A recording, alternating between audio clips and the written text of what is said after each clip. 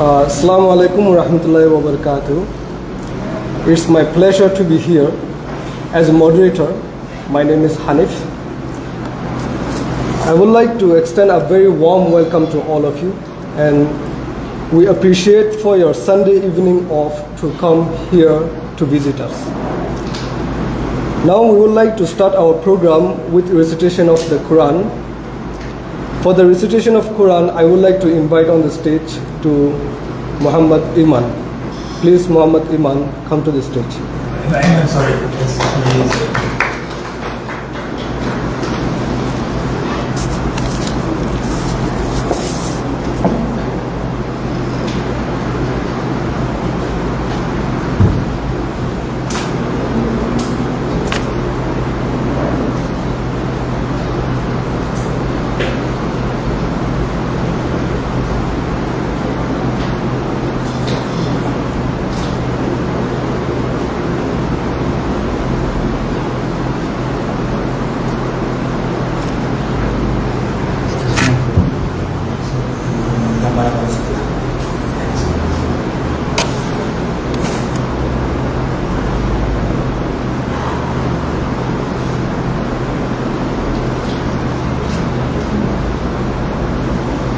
بسم الله الرحمن الرحيم ألف لام ميم ذلك الكتاب لا ريب فيه هدى للمتقين الذين يؤمنون بالغيب ويقيمون الصلاة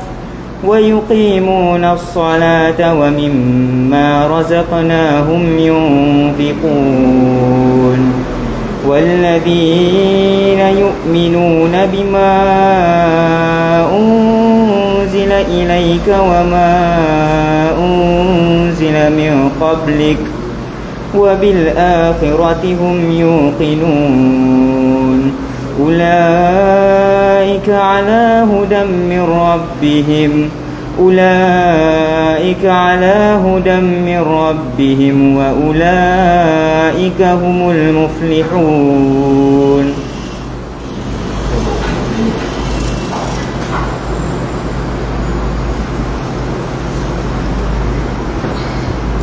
Thank you very much, Imam.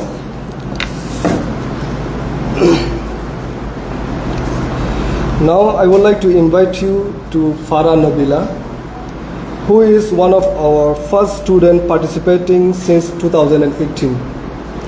And she has been consistent in attending all the programs in classes, and she has achieved many things in last 4 years, including completing digital literacy programs. I would like to invite Farah Nabila on the stage, please.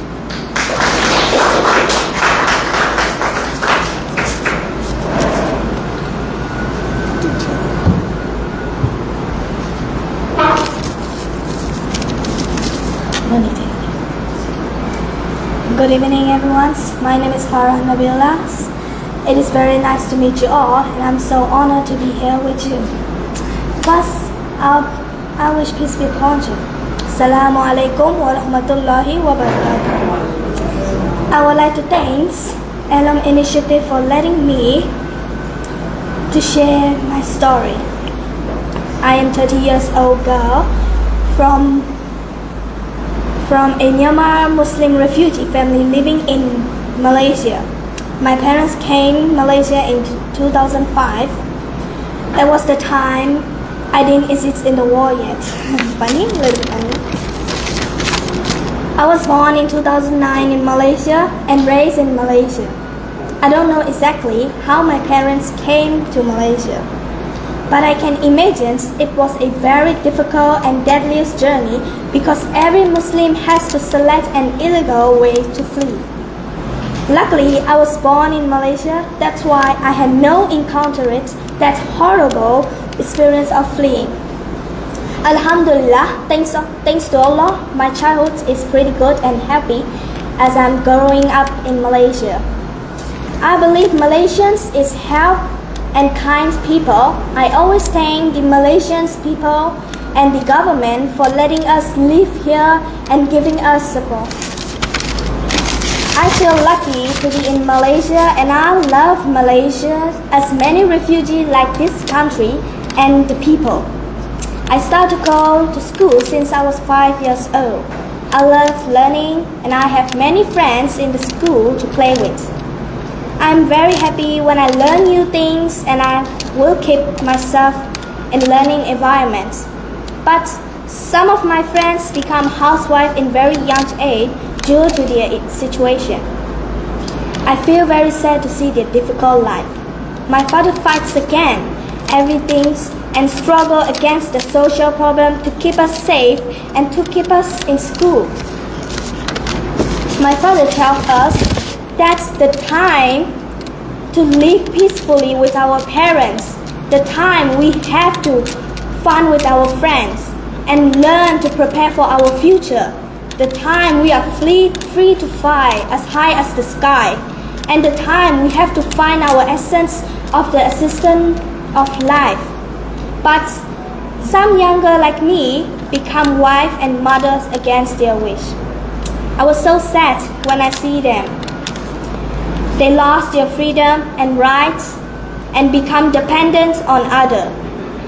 It's because of the lack of education in our society. We need to be educated enough to understand and choose between right and wrong. Education is very essential for everyone because it is the only way that we can differentiate between human beings and animals. Education is important because it allows our brains to think and increases knowledge.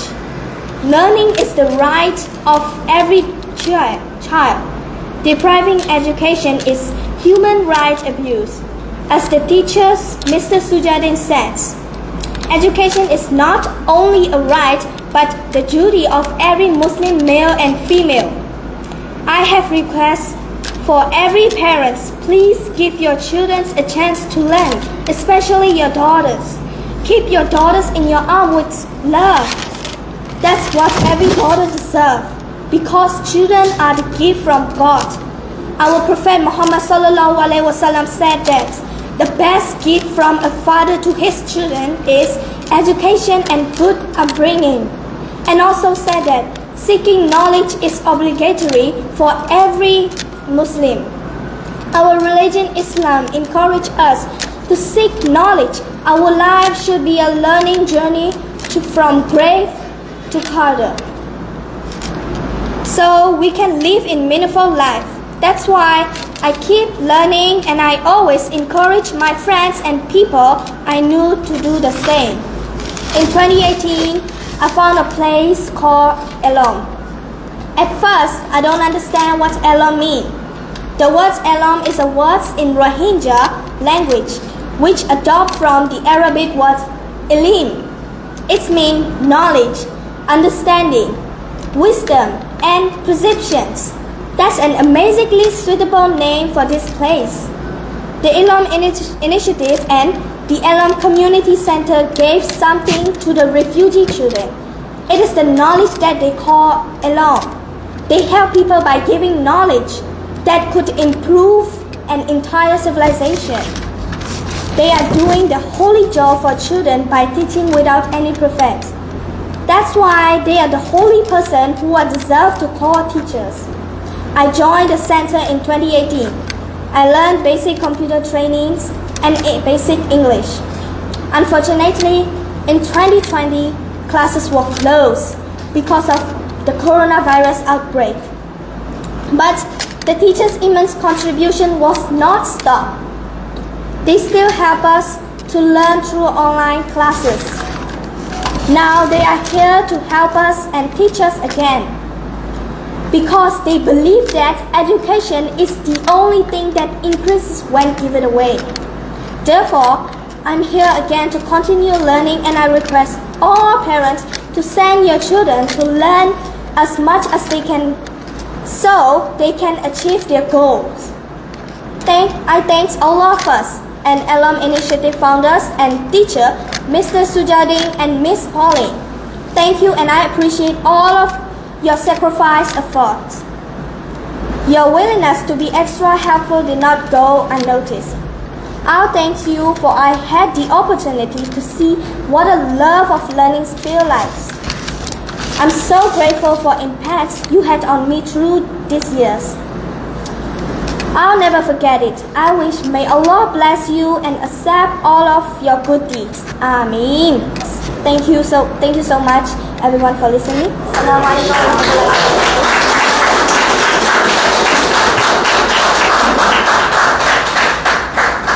Thank you very much, Farah Nabila, for your powerful speech.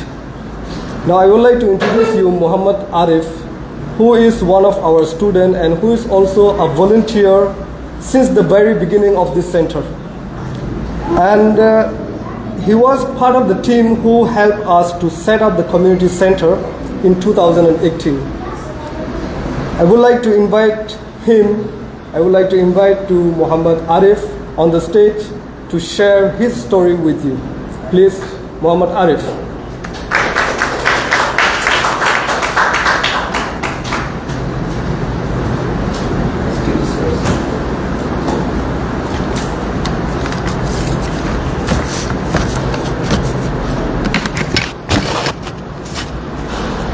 Bismillahirrahmanirrahim. Ladies and gentlemen, Assalamu alaikum warahmatullahi wabarakatuh. My name is Muhammad Arif. I am a Rohingya. I was born and lived in Arkan, my country, until I was 13 years old. In 2015, I had to leave my country, my hometown and my family at the age of 13.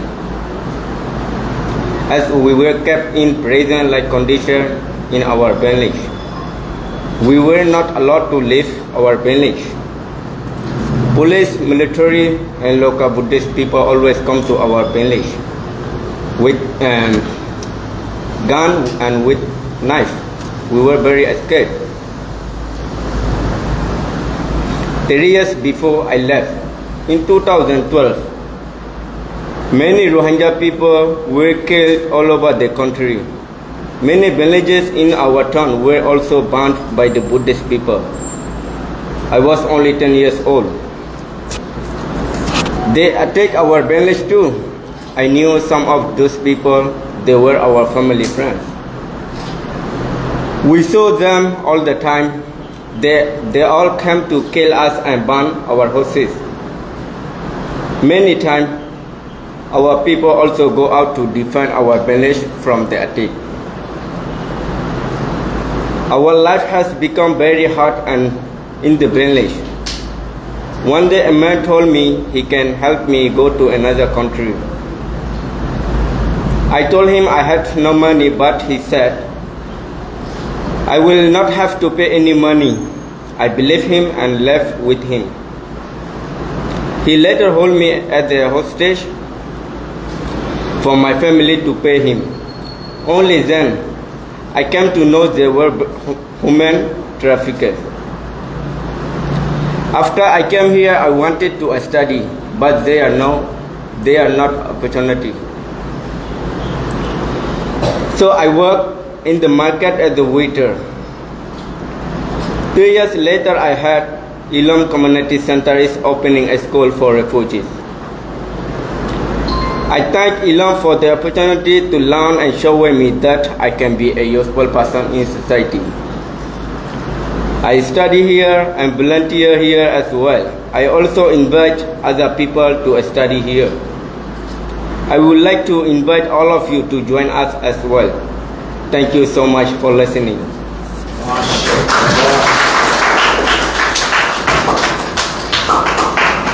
Thank you very much, Muhammad Arif, for your inspiring story.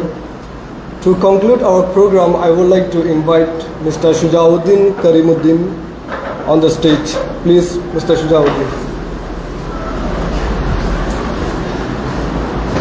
Thank you, Hanif.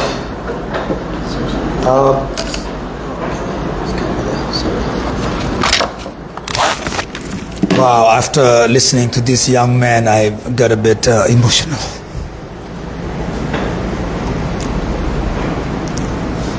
It is emotional moment.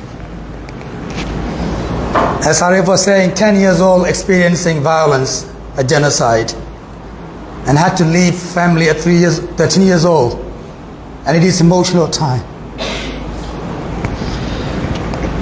The reason I get very emotional when as he was speaking is because one of the reason I started this program with the friends of others is people like Arif, who has inspired me to do this. It was 2016 with another friend of mine. We came to do some research in Kuala Lumpur in 2016, December 2016 actually. And Malaysians love soccer. There was the soccer match, like one of those European club match. And these two, a lot of people were watching, and I participated in that. And there was two young boys were fighting, and nobody to stop them. In fact, people were actually watching the game as though they were, one of those boxing matches happening. I intervened. I went up and I stopped them. Long story short, later on I realized they were actually two boys from my hometown, from Chokto. And then I further asked them the questions, and I realized I know their parents too. And then I told them, I'm here in Malaysia, I'm new, would you like to help me out to go out and do some shopping with me? They did. The next day I picked them up in my car, we went to the Mines shopping center. We spent the day, shoppings and watching movies and going to food court and stuff like that. At the evening when I drop them off and I give them a hug,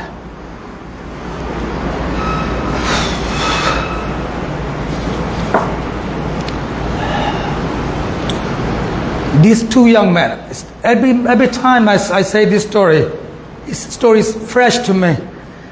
These two young boys were crying like somebody just passed away, as though they were crying for a little love,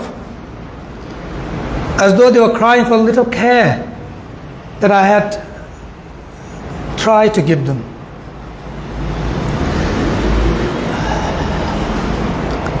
They hugged me tight and screamed without voice, basically saying, "We have no one to hug us as you leave." These are the hundreds of thousands of young children who are often kidnapped by human traffickers and brought here, blackmail their families. I can see some heads are nodding, and of course you know these stories.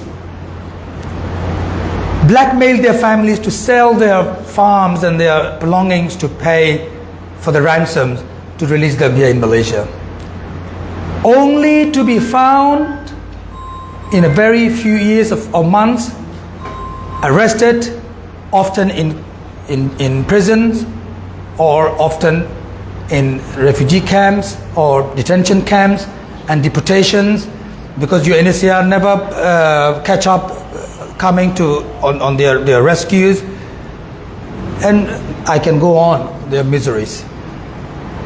And Arif was one of the boy that I met when he was only 16 or 16, I think, and he was already here almost 3 years.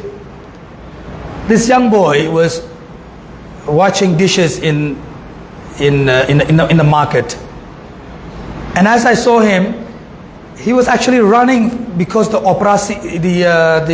Malaysian operasi were regular checkups, arresting illegal immigrants. 16-year-old, 15-year-old boy, every moment living in that fear.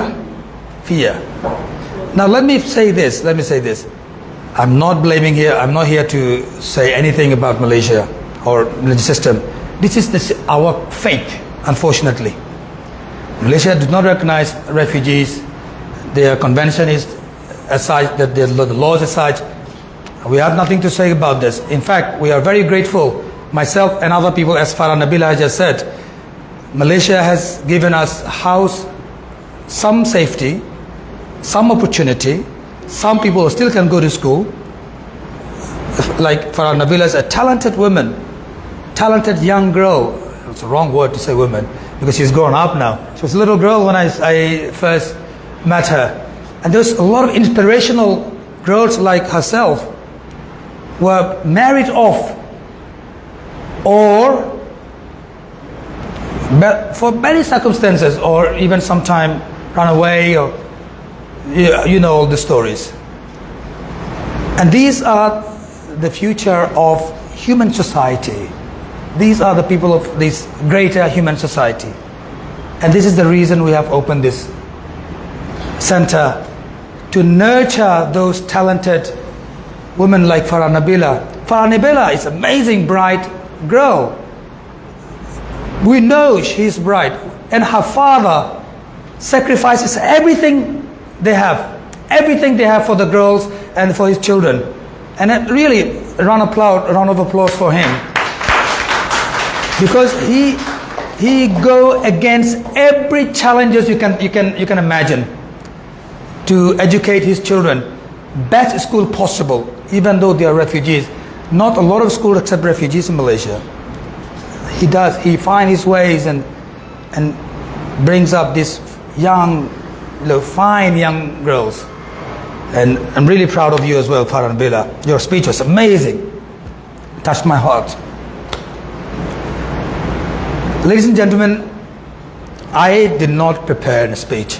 I just wanted to say hello and thanks. And I wasn't really prepared for this emotional talk either. However, I wanted to say this. These center like this, I don't think ever exist in Malaysia for refugees. I don't know, for some other communities might have had.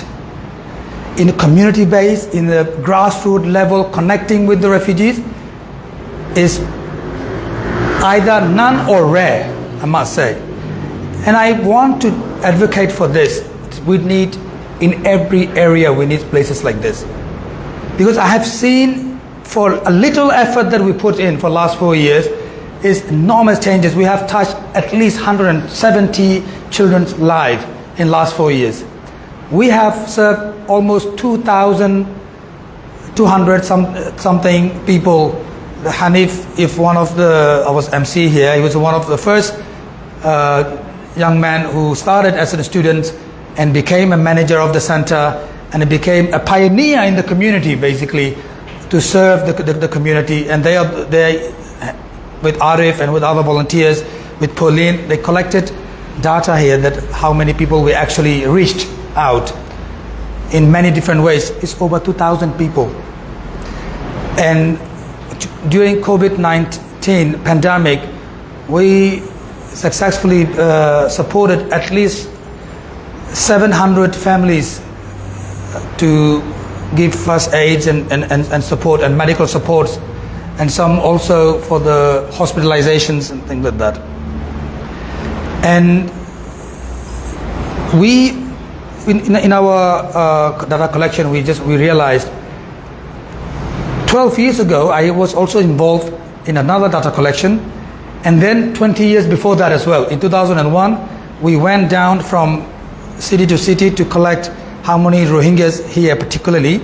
There was only 12,000 Rohingyas people in the whole of nation in 2001. Today, this estimation is about 200,000 Rohingyas. But now in this area, there's not only Rohingyas. The Rohingyas are 40% of the population that we have collected data.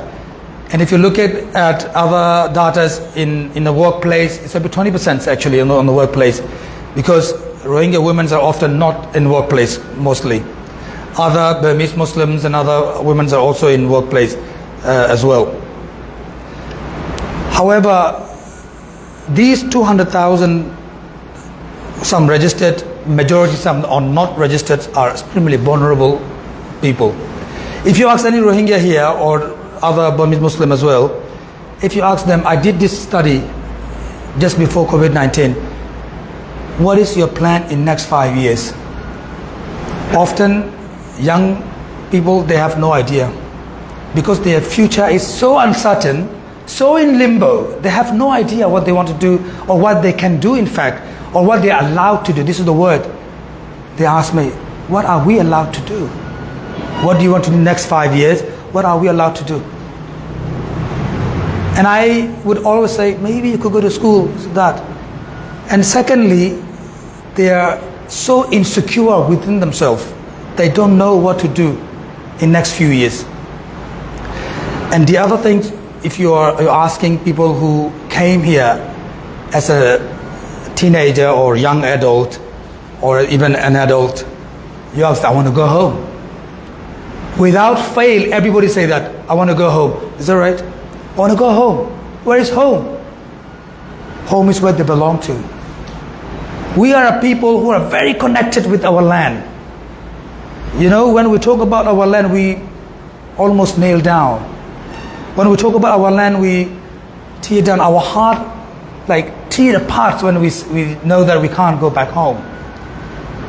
And many of you can relate to that, maybe some of you are not. And I can relate to this.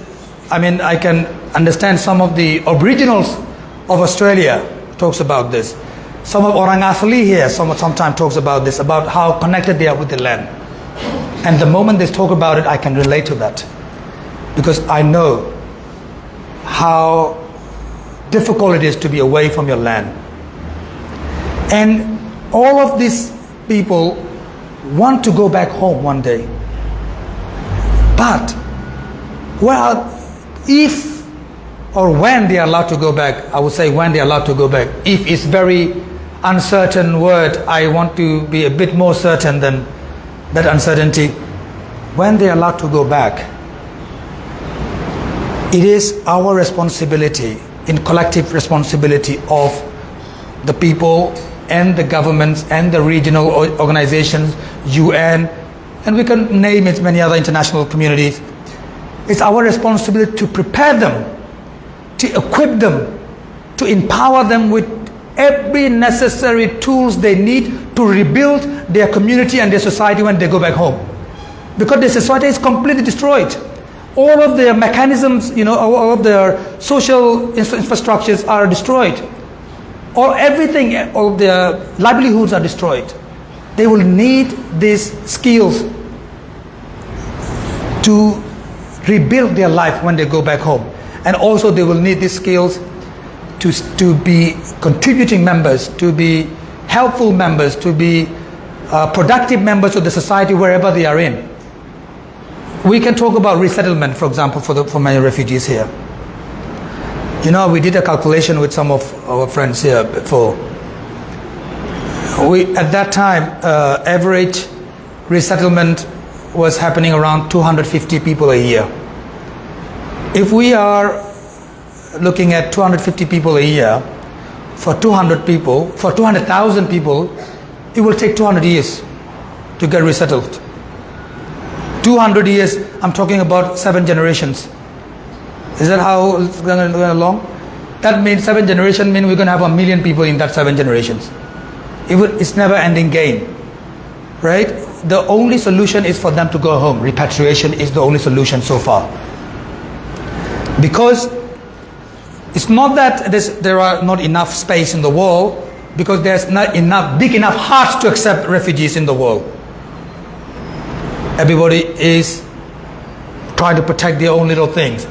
And alhamdulillah, some people are still getting resettlement, which is almost the friction of the quota that resettlement is needed.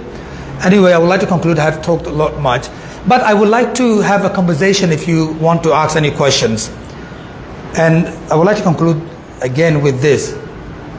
Our effort is to empower the refugees so that they can go back one day. 3 things. 1, they can advocate for themselves. 2, they can create a pathway for them to go back through advocacy and through engagement with politics and dialogues and whatnot.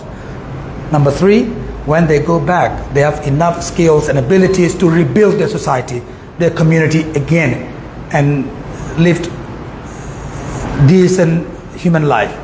This is our intention, and we are playing the smallest part at Alum Initiatives. We are doing this, and on the tables here as well, we are launching a fundraising campaign, online, what do you call it?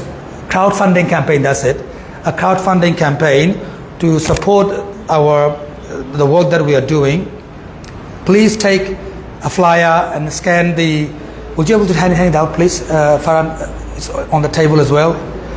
And take a couple of flyers with you so that you can share with your friends and encourage them to do a bit of promotion as well, so that we can raise the fund.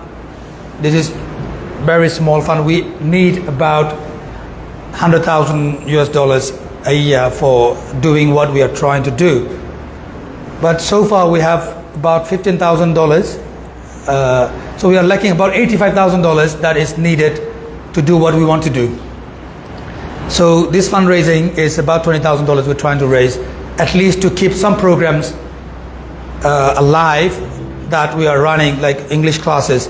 And as you can see, some of our effort of English classes are like Arif. He didn't know even how to write his name in English when he came here and today I'm very proud of you, boy, for the beautiful speech. So anyway, anyone have anything, please? I will actually come down, have not standing on the lectern, it's a bit too formal, no? So yeah, anyone have any questions, anything you would like to know? I'll be very happy to answer.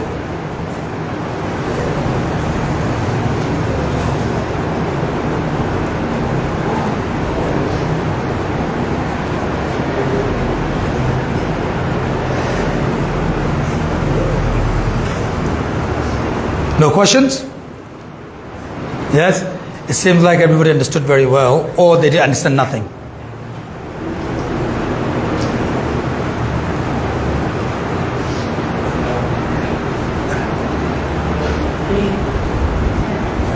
Yeah, assalamu alaikum. My name is Ita Firuza from the Leader of Refugee in Malaysia. So I would like to ask you one question. Before you are supporting the hospitalized for the some days who need the urgent surgery or something. So now when I am facing the problem, so I am whatever you do, we are the same story. And I have when I arrive here, I'm also insecure. I don't know what should I do when I do here. Why did I come here? Why I love my country? Because I love my country very much. So 4 years, 5 years after whatever I have seen the situation of our community society, refugee and migrant society, we have the very big problem to face off. Every situation, everything. For example, daily to get the job, to get the children's education, and also help. And all the big things is very difficult to get the registration from UNHCR. Mostly is Latin hours, the Muslim community. But I don't want to say that I'm for all, because my father was a Rohingya, my mother from the belongs or whatever you were before, so Pati or the Muslim, whatever. So both are my relatives. Yeah. So mostly people cannot allow to enter the inside of the UNHCR office if you are Myanmar Muslim. And also now, so they cannot allow to admit the hospital. Before I don't know all these things in the lockdown. And after the 5 years, I have to start again to teach the communities children. So I can, whatever I can support with them, I give the only education for them, the refugee children.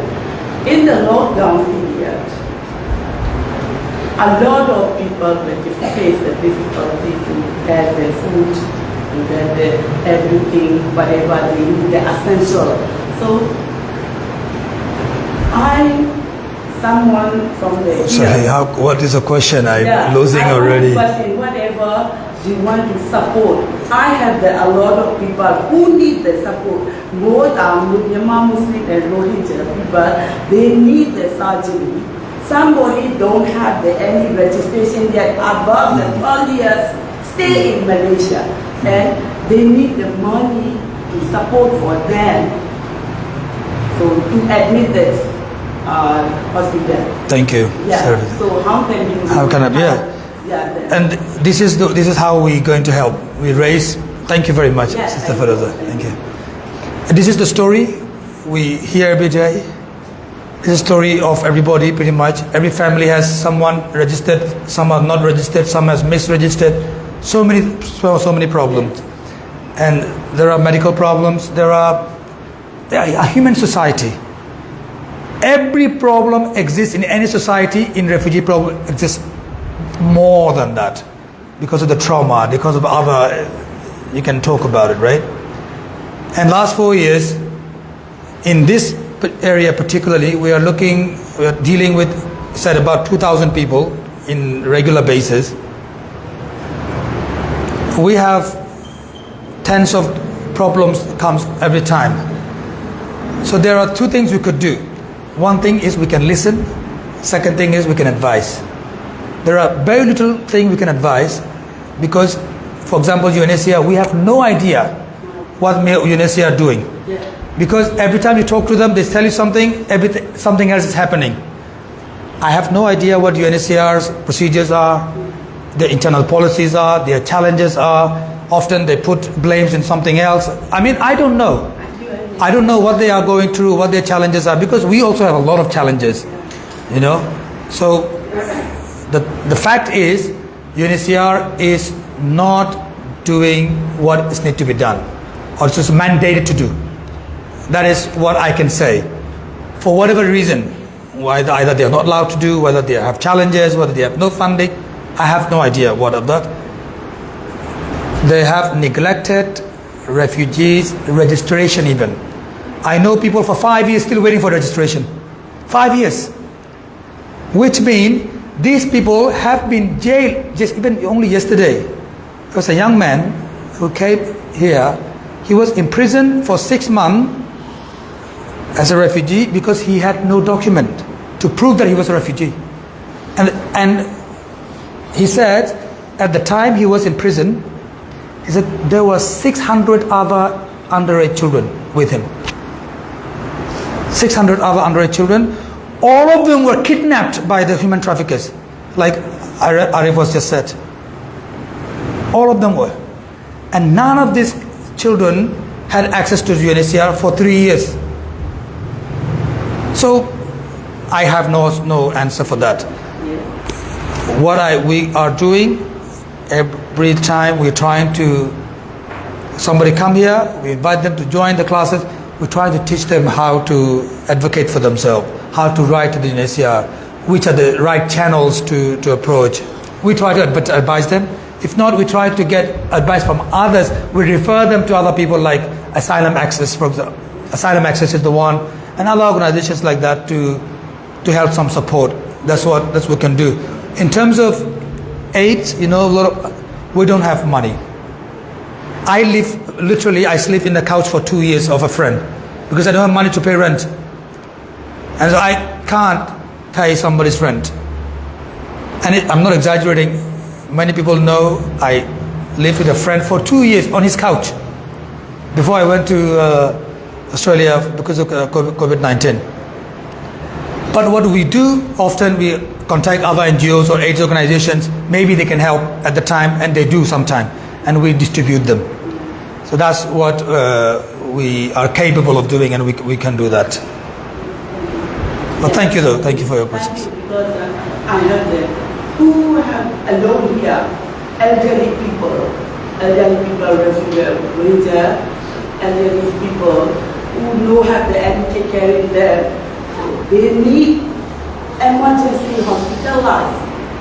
outside, but they don't have anybody to support. them, Now yes. I am talking with another NGO.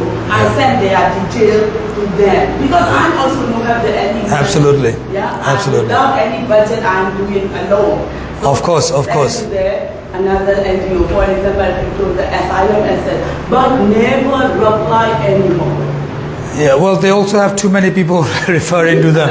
Not only 200,000 Rohingyas. Imagine how many Burmese Muslim would have been. Do you have any estimation? We are talking about 100,000. Would that be a number? 135,000. And you know how many Afghanis? You know how many other Karen, Kachin, and Chin? We have almost 5 million refugees here. 500,000, half a million. Half a million, right? It's the estimation. Now, everybody trying to access asylum access, everybody trying to get something. It's difficult for everyone to serve as well. Very limited resources everyone have. This is what we understand. Yes, but nevertheless, the problem is not solved. People are suffering. We need to do this one. That means we have the urgency. All of us need to take some time off from our busy life and we can do that. We can do that. Yes. A lot of us can make, like Hanif, he was here and he opened his own school now. And he is teaching about 10, 12 children.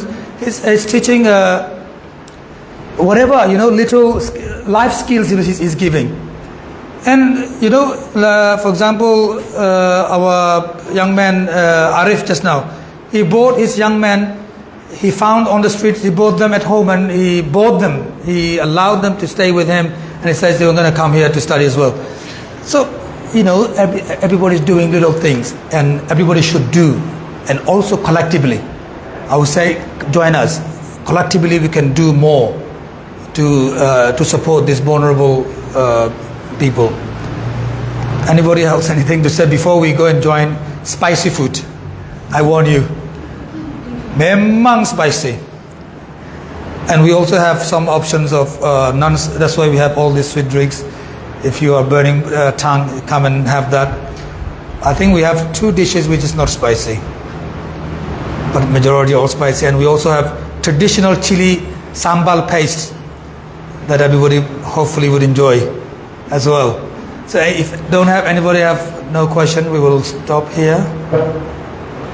Would that be? Yes?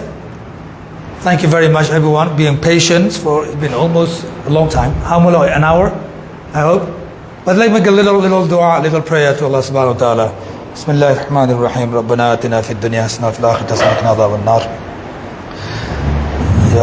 Ya Allah, we gathered here, some of your people, some of your creations, Ya Allah, to serve others who are in need, Ya Allah. Ya Allah, accept our sacrifices, accept our efforts to make others people's life easy, Ya Allah. Ya Allah, the world is full of conflict, Ya Allah, the world is full of troubles, Ya Allah. Please ease the troubles and ease the problems for others, Ya Allah. Increase our ability to do more, Ya Allah.